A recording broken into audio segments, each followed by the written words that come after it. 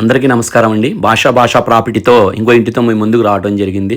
ఇది పాక్యాపురం అడ్రస్లో 75 గజాల్లో 3 ఫ్లోర్లు బిల్డింగ్ ఉందండి.